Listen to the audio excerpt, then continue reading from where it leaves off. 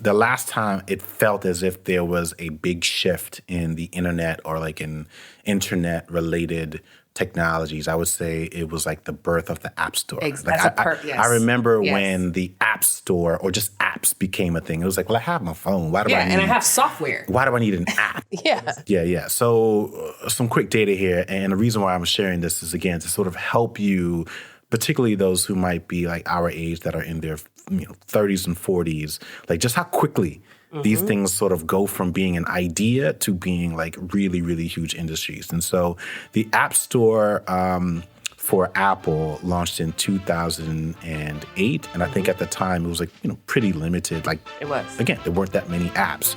It was just sort of an idea.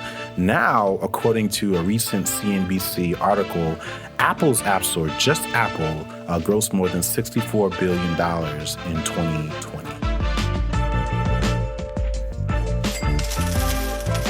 Welcome to the Rich and Regular podcast presented by Success, where we explore life at the intersection of money. I'm Kirsten. And I'm Julian. And as the title suggests, today we're talking about the metaverse. Metaverse. You can add some effects there. I know. I'm excited about this one because this was actually a request from a listener. Yes. And look, if y'all ever want us to talk about anything or cover any subject, please let us know, because this one was not on my list, even though it feels obvious now because I've been talking about it. But I just assumed nobody else was interested in geeking out with me. So if there are other things you all want us to talk about, send us a note at hello@richandregular.com. Or just, ping us on Instagram or wherever you see us. Yeah, so this is inspired to my homegirl. I've known her for a really long time. I don't even remember how we got into this conversation. It was just random on Facebook. She was like, can we get a podcast about the metaverse? And I was like, you know what? Sure. I was like, I'm pretty sure we just finished talking about it over breakfast or something like that. But I was like, you know what? That might be a good one to record. And as we started digging into it, it was like, oh my gosh, like this really is a relevant topic. And there's a lot to cover. So I want to dive right into this. I want to start with my first memory with virtual reality. So it was 2015. Many of you know we were both working for a hotel company at the time.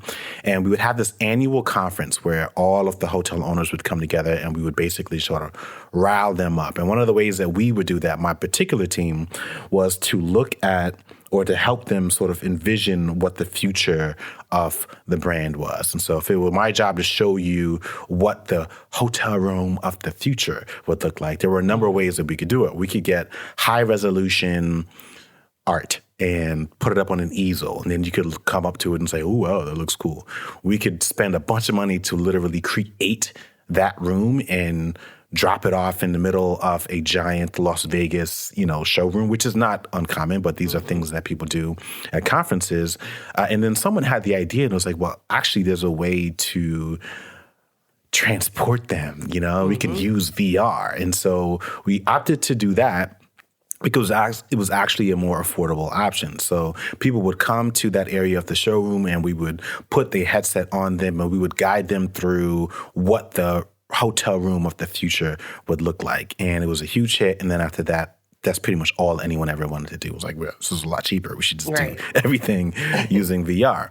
So fast forward to 2019, I left that job. And part of the reason why I left that job, obviously, was to help build up Rich and Regular. But part of the reason why we were so excited about Rich and Regular is because we were thinking about the future in a number of ways. And one of those ways was certainly around the intersection of finance and technology, what became known as fintech.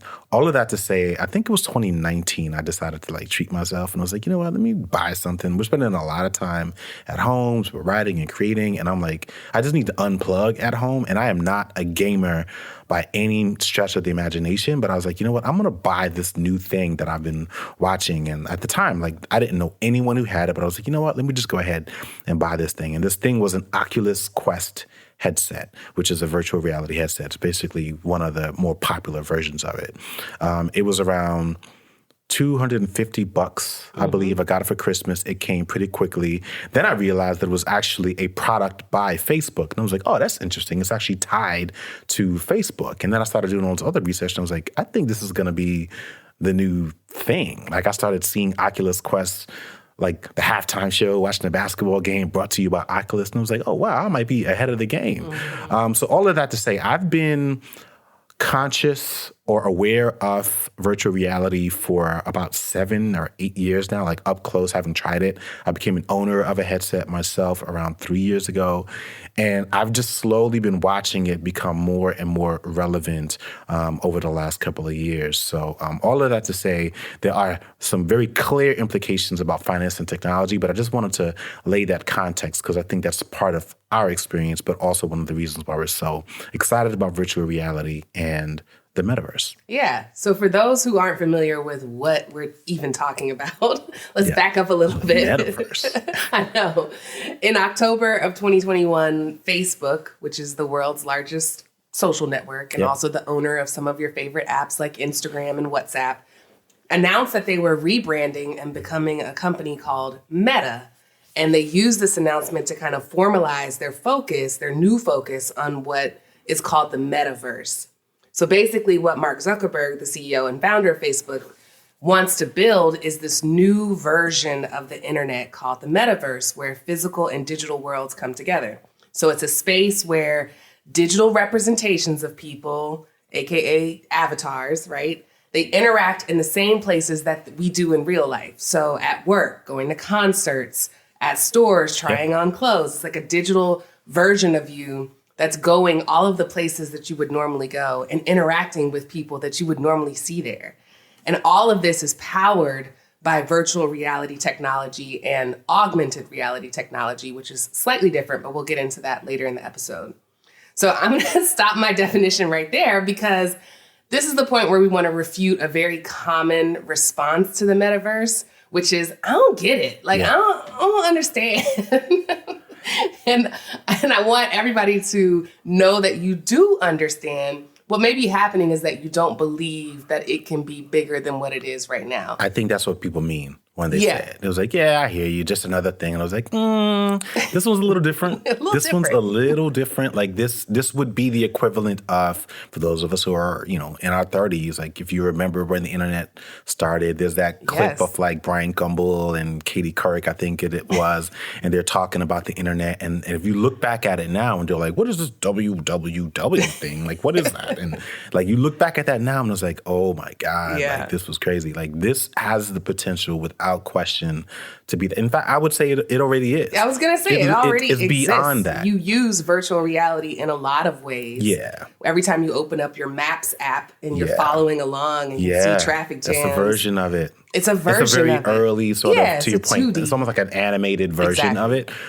So I think one of the best examples is Google Maps. So if you've ever used Google Maps, like on a laptop, or even like Google Earth. I remember when Google Earth first came out. But now what they did was they blended some of the components of Google Earth with Google Maps. And so if you've ever used Street View in Google Maps, which is basically Google Maps, but then you've got like the little icon or the person that you can sort of drag and drop into the pin. And what it does is it just kind of swoosh and it brings you in. And it's like you get an actual sort of recording, really. Mm-hmm. It looks live, but it's not. It's a recording of what that space actually looked like at a certain point in time. So, for example, one of my earliest times using that functionality was, again, years ago, but I would just remember thinking, like, I wonder what the old block looks like, like where I grew up. And you can type in your old address and you can show it on Google Maps. But if you use that Street View, it will transform, and then you will actually see footage from the last time there was a virtual reality recording camera, which they literally just plop on top of a car and they drive around the world or ride around the world, and then they can see at certain points what that time looked like. So that's one example.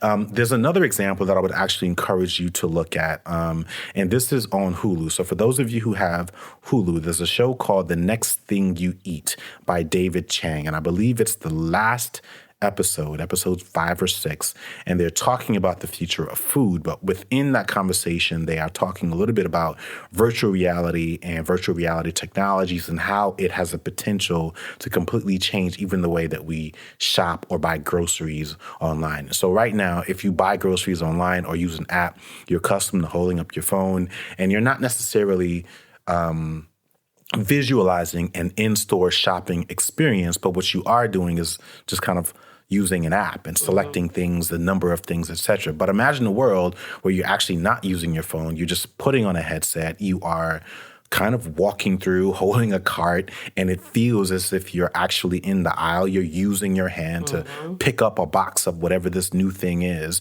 and putting it into a virtual cart, a real virtual cart, not just a web page, right? And so I think it's a really great example that I think might help visualize for those people who are still kind of struggling to imagine like what this whole thing is about and what the implications of virtual reality may be in life, but also in your finances. But I think even above and beyond this example, every billionaire has a vision of what the future looks like. And arguably, they're the ones who are able to shape it if they have our support. So if you look at Jeff Bezos from Amazon, he believes the future will be better through solving for logistics and space travel. Like recognizing that Earth is just one planet out of millions. So maybe we just find another planet to get resources from. That could be it. Or Elon Musk, who believes in a future that is more like what we've seen on the Jetsons. It's got, Hyperloop tunnels, and it looks like places like Singapore where everything's like electric and automated, and there's some decentralized crypto on the side. And then Bill Gates is like more focused on the human condition and is doing excellent philanthropic work with disease prevention and clean water access and education, also really important. So while the other billionaires are sort of pivoting beyond what they originally created, Mark is just doubling down. He created the way that so many of us stay connected to the world and to news and to each other. And now he's like, all right, well, how can I make that experience even more intense or immersive? And so I think the question isn't really whether you fully agree or understand what his future vision is. It's not a matter of if he's right or wrong. It's really about who's going to be more wrong first, you or him. And there's a lot of reasons that Mark might have a leg up on you. I mean, listen, I'm trying not to be biased here, but I'm not a journalist, so I don't need to be, beholden to some artificial standard.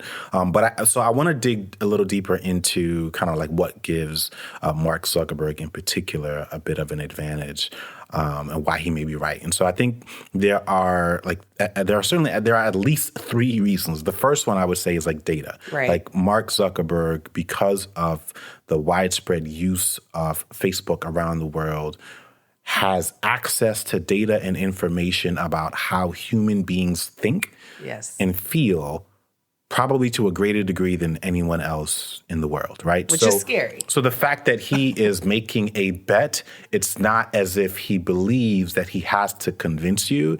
He knows that this is something that you are likely already interested in and likely to do. And it's just to your point, it's just a matter of time.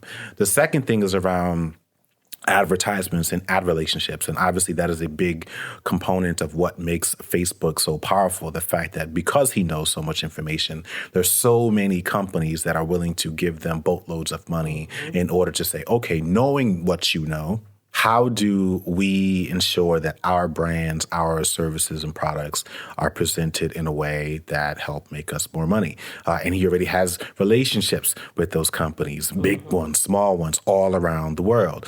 So he's very well funded. He can try this 15 times over and get it right the 16th time and it still be world-changing technology. There's an article from The Guardian, which we'll link to in our show notes, and I'll just read a little excerpt from it. It says, Facebook generates huge amounts of money from its core business of harvesting users' data and then charging advertisers to access those people with targeted ads, for example, focusing on things like gender, location, income, relationships. It's far more complex than that, but, that's what they're mentioning.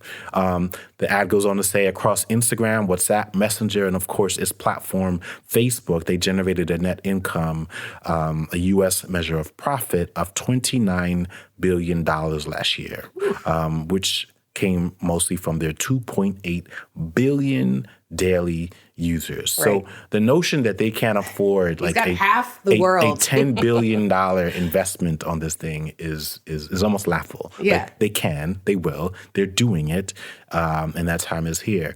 The last thing I'll say is the people that build this platform are incredibly smart. They're the people that built Facebook that changed the world, right? So he has access to best-in-class developers and engineers, and so the notion that he won't be able to that's not a barrier. That's not a barrier to him being able to do this. And so I think all of those factors, and I'm sure there are more, I think really kind of lean in his favor. Going back to the billionaire bet and who's going to help shape the future, they could all be right as far as I'm concerned. Yes. But this is certainly one that I think is going to be a regular part of our lives going forward. Yeah. 2.8 billion daily users. I think there's only 6 billion people on the globe. Yeah. So when you take out the people that don't have internet access, the countries that Facebook is banned from. It's everyone. It's basically everyone. It's pretty much everyone possible. Right. That's wild. But I think the last thing that people are underestimating is that young people already game like this, right? So for those who aren't gamers or don't have young people in their life, multiplayer games have been the rage for a solid decade. Like you basically put on headphones and you can talk to people from around the world while you play against them, which is totally different than how we grew up. You had to be sitting next to the person, plugged into the same machine. I need to go over your house and sit in front of your television. And you better have enough remotes so that we can all play at the same time. Right. Yeah. So these games are immersive, and you can also watch other people play. And that's become a huge form of entertainment for young people. There are platforms like Twitch, which are multi-billion-dollar platforms that have become huge players in the media space, mostly because young people are interested in watching other young people play games. Yeah. And then you've seen the mobile side of it with games like Pokemon Go. Yeah. Pokemon Go. So then you've got the mobile side where you've seen games like Pokemon Go become global phenomenons, and you see like people doing weird things like walking around a park looking at their phone trying to catch Pokemons. I remember that. That was a thing for a while. I don't know if it's still a thing. I haven't seen anyone do that for a while. Yeah, they still have like meetups. Oh, okay. Mm-hmm. Interesting. This makes me think of, was that this past weekend? Time is flying. Just this past weekend, for our listeners out there, my nieces, our son's cousins, basically came over. We had his first sleepover, and it was so much fun. There are two girls. I think they're like 9 and 8 or something like that. And we obviously had a lot of things to do just to sort of by the time we had them for about a day and a half. And one of the things that we decided to do was to play some games on the Oculus. And it was so interesting because they'd really only done it once before, which was the last time that they were over here. And that was probably a year ago. Mm-hmm. This time they were like asking about it. They were like, hey, can we play out? Yeah, I was like, all right, these other games are great, but we really want to go back down this. So like if that's any indication, like these two girls were super excited about it. They got it really, really quickly. Like it's new, completely different experience, but they got it. You know how like some games like might take you a while. Like it's intuitive to them. They mastered it in like the second time. Yeah. And then after that, the next day they was like, all right, now I want to improve on what I did because I think I can do even better. And I was able to follow along on my phone. And they wanted to watch it like game film. They wanted to see what you were watching so they knew how to improve. Like it was a wild experience and a reminder really cool. of how these younger kids are digitally native. Yes. It's not intuitive. Yeah, I mean, there was a learning curve, but it was not nearly as much as I remember going through when I was like trying to engage with video games or just like new technologies at all. Like they just sort of got it, to your point, like intuitively. All right. So before we get into what this could mean for the world of personal finance, I also want to address one last thing, which is the timing. Mm-hmm. So they're estimating that it'll take 10 years to build the metaverse because building it responsibly means collaborating with a lot of different companies, policymakers, experts, and industries to ensure that users are protected. And it's important to clear this up because I think if you only believe that the metaverse is an extension of Facebook, you're going to miss the larger opportunity. The metaverse is not this single product that one company can build. It's literally like the internet. Yeah. It will exist whether Facebook is there or not. It's like a galaxy. It's like another galaxy that's being created. Exactly. Mark is willing to fund it and shape it because it's in his best interest and because, he's a billionaire, but it's bigger than Mark and it's bigger than Facebook. In fact, they announced a $50 million investment to fund global research and program partners.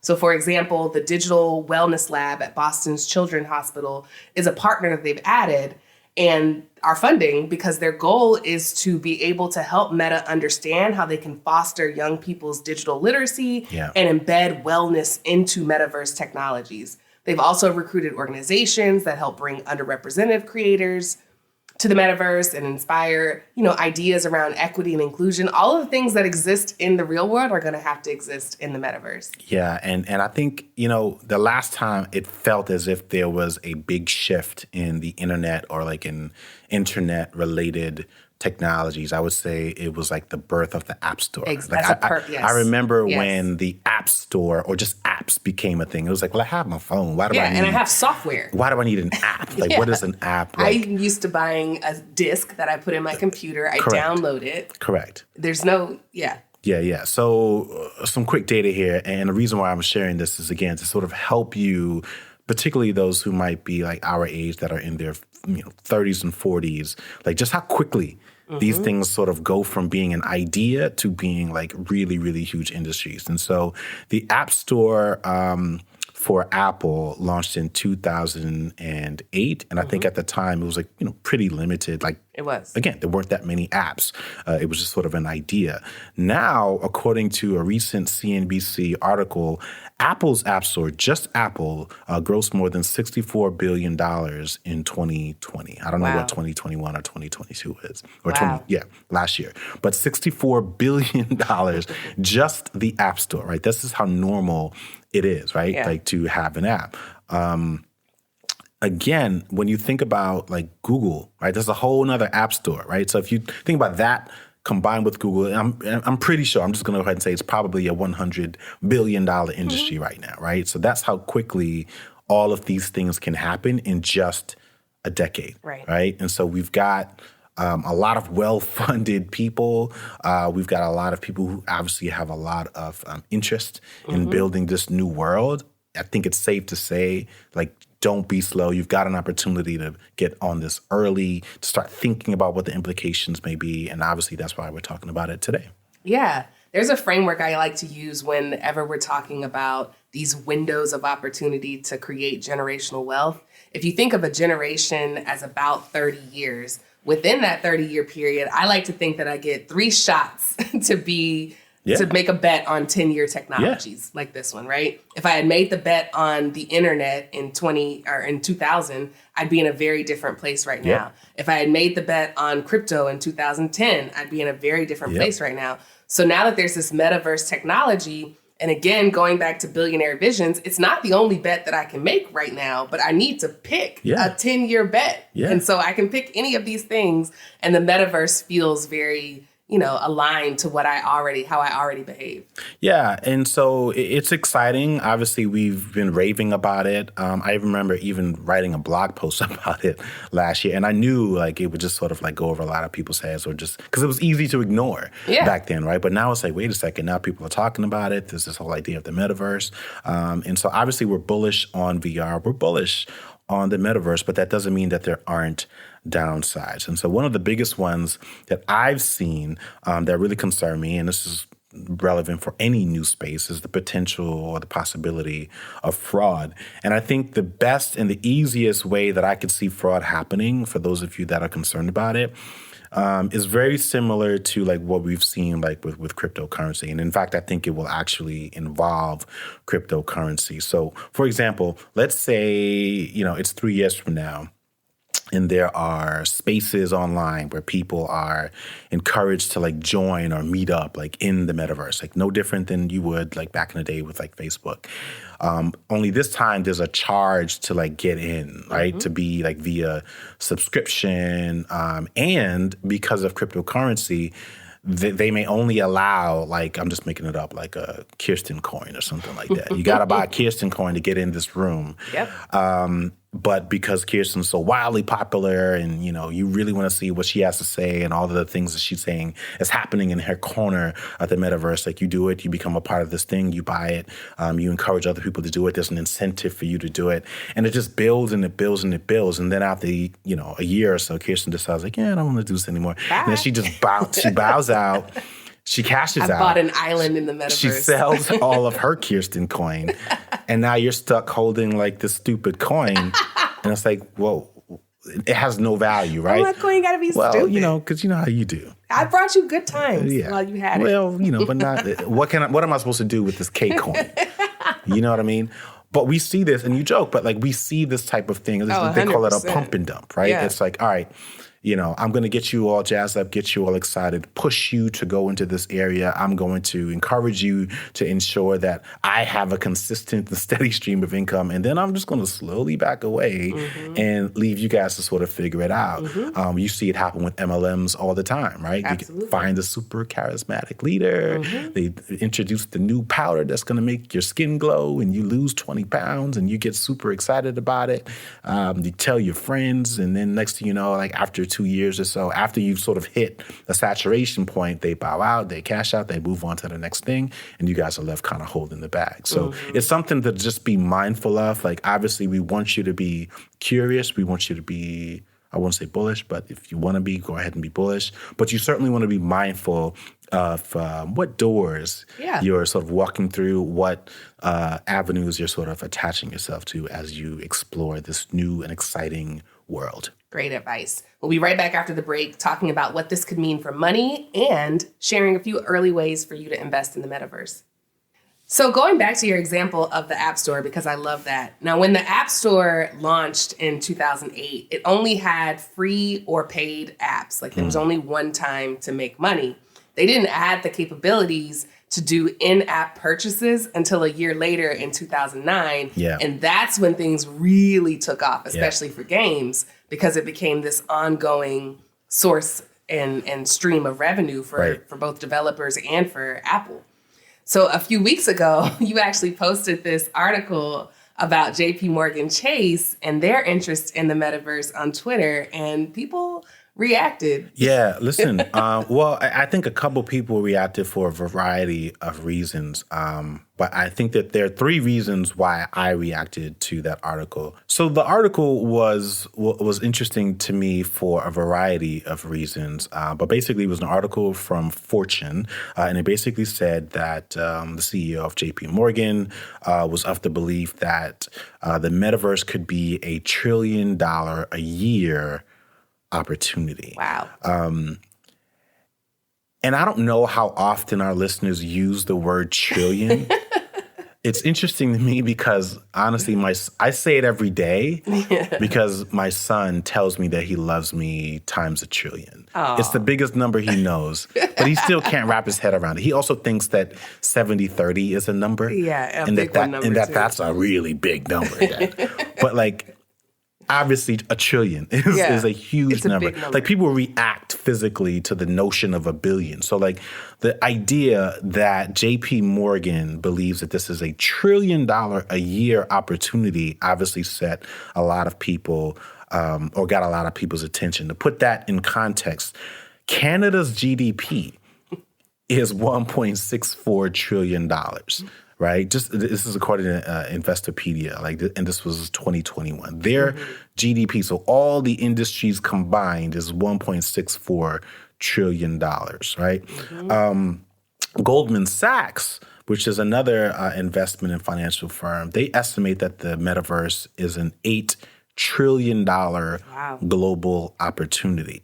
Right? And so the fact that you've got Goldman Sachs and JP Morgan weighing in on this idea, already sort of investing and trying to figure out how they're going to make money off of this opportunity is a huge indicator to you as a potential investor, as a retailer, just as a citizen, that this is the future. They're basically saying, this is what we want the future to look like to some degree. We're willing to bet big on it. And when you've got the backing of people like JP Morgan or companies like JP Morgan and Goldman Sachs, like they set the tone basically for everyone else. So every other bank, every other financial institution basically follows. Yeah, I'm not a Wall Street analyst, and I know that banks tend to hyperinflate their excitement about new technologies. But if the App Store is doing $64 billion a year, and that's just for Apple users, I don't know that JP Morgan is that far off with estimating $1 trillion, especially when you consider all of a bank's functions and the fact that revenue can come from multiple segments. It's not just like, it has to come from an app in the App Store. It can come from a number of things in the metaverse. Yeah. And the way that I think about it is that apps were a bit of a mobile derivative of the internet, whereas the metaverse, going back to what I said, is a different galaxy, right? It's not derivative of the internet. It's not derivative it's of another anything. internet, in a way, right? Yeah. And I think the best way that I could think about it, and I don't know if how many big fans of sports that we have out there, but like, if you've ever watched an NBA game, like every corner, I don't know that there's another institution that does this to the extent that the NBA does. But if you've ever watched an NBA game and you just look at the number of ads that you will see, and it's so subtle, right? Like the rim, the backboard will have an ad or a logo on it. The halftime report is brought to you by somebody else. The highlight is sponsored by Bojangles such and such. If you're just looking at a player, you're going to see an ad on their shoulder, on their jersey. You're going to see the Nike logo on the other side of their jersey. The shot clock is literally brought to you by Tissot, the watch company. Then they take it to another level where like the space between the baseline and the actual paint is a digital projection of an ad. So quarter by quarter, you may see hotels.com, and then next quarter, it'll be something completely different. And it changes dynamically. It might even be different for what we're seeing here in Atlanta compared to what someone else is seeing in Chicago or somewhere else in the world. And so that's relevant because people are paying hundreds of thousands of dollars every single day, every single game to advertise to people. And so when you talk about like the multiplying effect, like how do you go from billions to trillions? We're talking about like the fact that they haven't even started to build this stuff yet. And to take it another step further, one of my favorite ways of actually watching a basketball game, and I don't do this often because it's like a lot to deal with, is in virtual reality. So right now, if I were to put on my headset, I could get a view as if I were sitting on top of the rim. So like and it's weird because like when someone comes and dunks, right? Like it's like someone's running towards me. It is so real.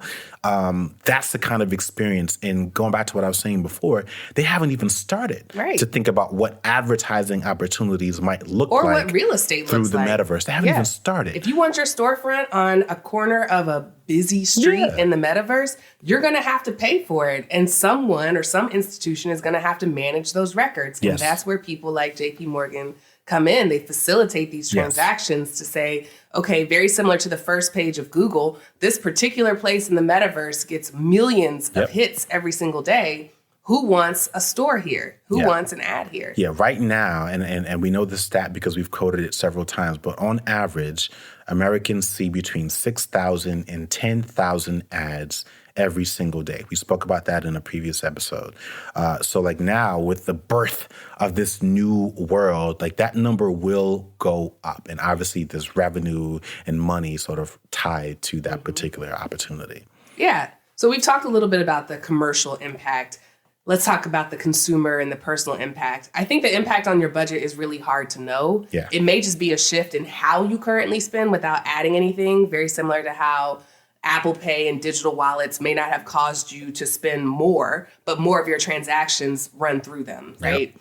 But in some cases, it may actually save you money. Just like Julian mentioned, if you're a season ticket holder, you may be able to scale back on some of the in-person events because the immersive version of the game is that much better. Same goes for concerts. If you were paying thousands of dollars for VIP Beyonce tickets, but get similar access to her backstage via a metaverse pass. That's already happening, by the way. Yeah, you can opt to stay home. You can decide to go to a concert and it will feel as if you are sitting in the middle of the stage through VR technology right now. And you might be one of those people who say, no, there's nothing that's going to be like being in the actual game. And it's like, ask yourself when the last time you were at a movie theater. Right. That used to be the same thing where it was like, no, there's nothing like being in. It's like, then they started selling 80-inch televisions that come with lighting packages. Yep. And now all of a sudden you've got a theater in your own home, right? Yep.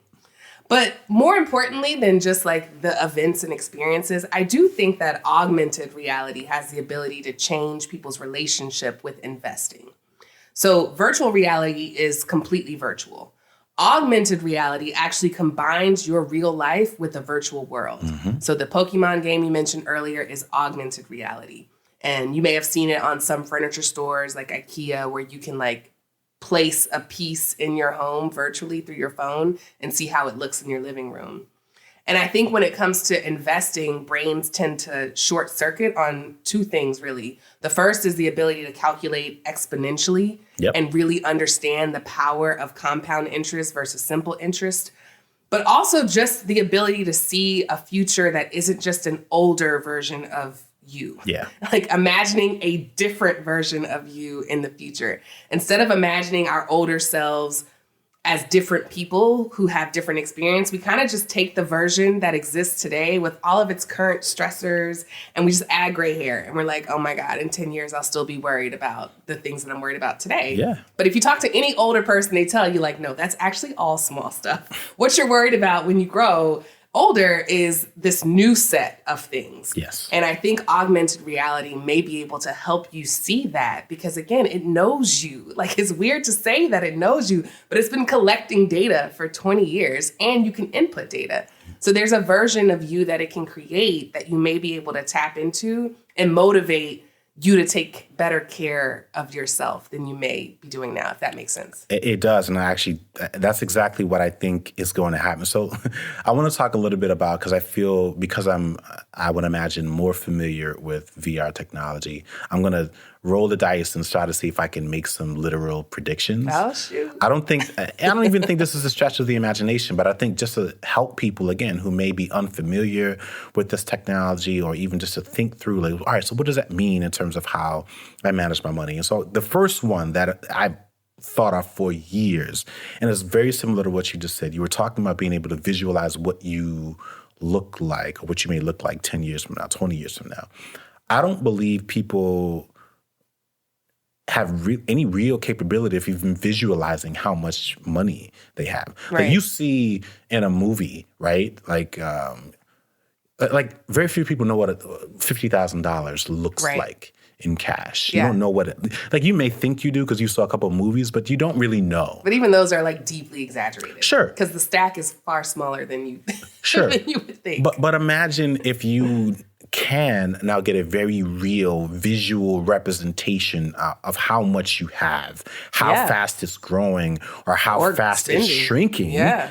And then think about how that would motivate you to change your behaviors, right? So I think that's something that will 100% happen. Right now, the most people can do is plug in some numbers into a calculator, see something happen on the screen, but there's no real emotional impact there. Yeah, it's not contextual. In a virtual, immersive world or environment, I think you've got an opportunity to see that and to feel something very different from what you feel today. The second thing I will say, and this might be a bold statement, but I actually think, going back to the income potential, that it will make apps obsolete. Like, apps will feel like holding a cassette in your hand right now, right? So if you can remember what a cassette feels like, what it feels like to hold a Game Boy, I'm telling you that an app is going to feel very similar. You're going to look back at an app experience and say, oh my God, I can't believe this was separate. This was cutting edge technology. I had to leave this app to go to this app? Yeah. Instead of just like walking next door in the Because if you think metaverse? about the limitations of an app, you can only see one screen at a time. Yeah. In a virtual order environment. DoorDash while watching, well, now you can,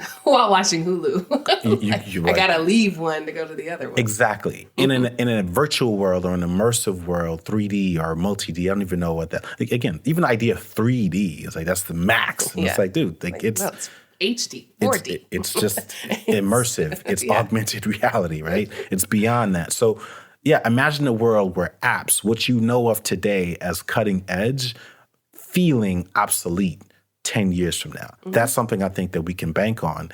And even when you think about the way that you engage with a financial advisor, like assuming there are still, and I'm sure there will still be like human advisors, the way that you engage with them will be different. The way that they show you a projection, the term projection, I project that this is how much money you may have, or this is the amount of money that you're spending and that will happen. All of that will change because of the metaverse. And so I think that those are three examples that I think some of our listeners can hopefully kind of think about and then say, oh my gosh, like, yeah, that would be the implication, assuming this is something that's very real 10 years from now. Yeah, if we experience money differently, I think it'll change the way we feel about our financial decisions, and they won't be made in a bubble. Yep. The good news is you actually don't have to wait 10 years to invest and participate in building the metaverse if you believe in it.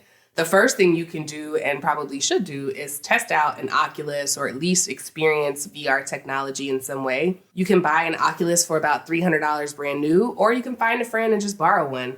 In Atlanta, we actually have virtual reality bars and immersive spaces that are already kind of exhibiting the tech for the general public. Yep. But if you're in a smaller city, maybe try an IMAX theater. Again, those are still a little 2D, but at least it'll help you understand how far audiovisual and sensory technology has come if you've been a little removed from it. Yep. And if you're ready to invest, right, you're sold, you don't need to hear another example.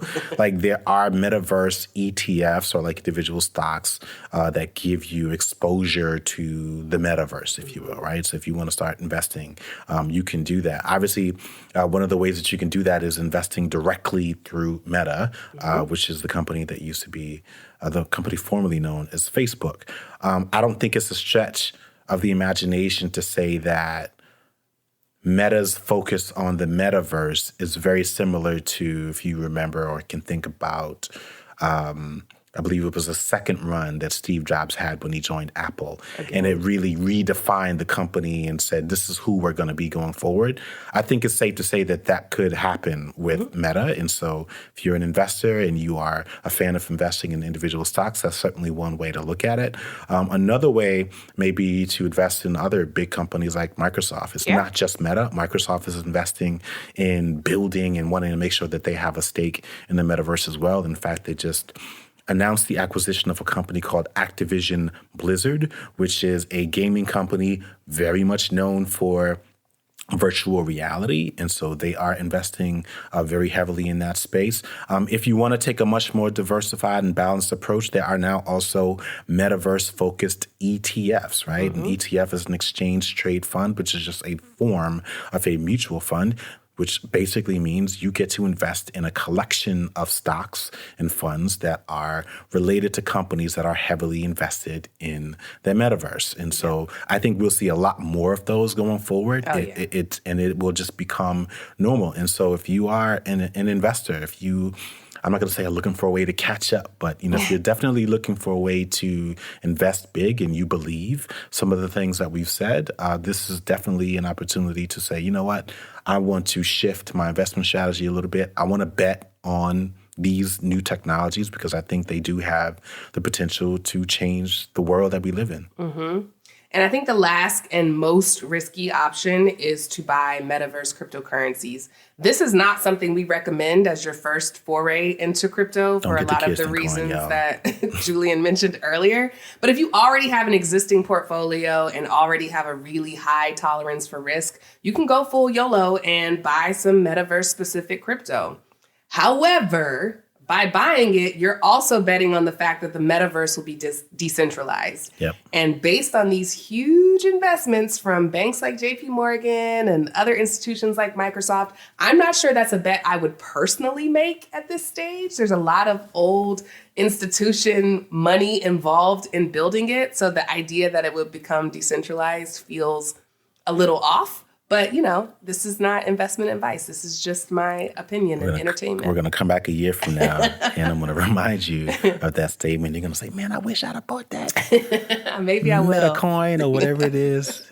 You can Google the two prominent players in the metaverse cryptocurrency. But to Julian's point, anybody can create a metaverse specific crypto. So just make sure that you are being careful and doing your due diligence before you go that route. Yeah. All right. This was a lot, I'm sure, I know. for some people. It's a little longer than our normal It's all right. podcast. If you held on, this might be the thing that you're going to look back and someone's like, when's the first time you heard about the metaverse? When's the first time you made an investment? Yeah. And hopefully we can say, We'll be stealing all our metaphors. Think of it like the App Store. I want credit. Yeah, I do. All right, let's wrap this up. What are your final thoughts? All right, my final thought is the way that I'm thinking about the value of the metaverse is whether it has the ability to add value to a person's life or a brand's existing business. And the answer to both of those is a loud yes, because again, I'm comparing it to the internet. Yeah. That's not to say that you can't get by without it. So if you listen to all this and you're like, I don't know, I'd rather bet on Tesla or electric cars. That's fine. There are a ton of businesses that don't have websites today. And there are a lot of professionals who don't have a LinkedIn page or any sort of digital footprint. But when those people and businesses are ready to make a change, the first thing that other people recommend is getting online, right? So that's how I'm thinking about it. I don't personally want to sit by, watch the metaverse be built, and then in 10 years, I'm wondering why I can't relate to what my son finds funny or what, right. Why my business isn't getting the same opportunities as everybody else. And then everybody would suggest the same answer, like, oh, you should probably get on the metaverse. Like, I've noticed you're not there. To your point, I remember those days. Yeah. So I honestly, I don't know if it's more FOMO or YOLO that's driving me at this point, but I'm looking forward to enjoying the ride and finally being in a financial position and being old enough that I might be able to take advantage of a 10-year technology in a meaningful way. Yeah, I like that. My final thoughts are, I've had a lot of conversations with people. I've only met a few with respect to investing that can tell the story of being able to have invested in something. I know people, my dad. My dad bought Apple when it was right. $20 or something like that. Or my dad retired from Microsoft. My dad was retired from IBM back when it was $4. So we're good. None of us can go back in time, but we can make sure that we don't look back and hope that we could have. Right. Right? So I'm not saying bet the farm on it. But the last 20 years, if that's been any indication, if you've been investing in tech, like the reality is it has been incredibly fruitful for those people who've invested. And assuming you can stomach the ups and the downs, which I think there've been a couple rocky, ups and downs, a couple big swings, and there'll be more. But for the most part, the people who've hung on have ended up in a much more financially stable situation than they would have had they let go. And so for what it's worth, we these days are pouring practically every invested dollar into tech, like disproportionately, than we have in the past. And so we're definitely going to be considering and looking forward to investing in the metaverse. If you just want to dabble as a user right now, we're actually going to add a referral link because as an Oculus Quest owner, I get like a referral link to invite other people to buy an Oculus Quest as well. And so we're going to add a link to the show notes, which gives you a $30 Oculus store credit, which you can use to buy apps or download whatever else you want. We'll also earn $30 as well. I don't know that helps you at all, but I'm really doing it because I think it'll actually give us an indication of how many people actually say, you know what, I'm not going to just listen. I'm going to actually do something about it and try it out. And so hopefully this is a bit of a incentive for you guys to do that. Awesome. Well, thank you for listening to another episode of the Rich and Regular podcast presented by Success. If you found this episode particularly helpful or visionary, please share it and then log into the old, raggedy, non-immersive, non-responsive internet and leave us a 5-star rating and review on the podcast page. Don't talk about Al Gore's internet. I know. I've been talking about Al Gore's internet. We will see y'all next week.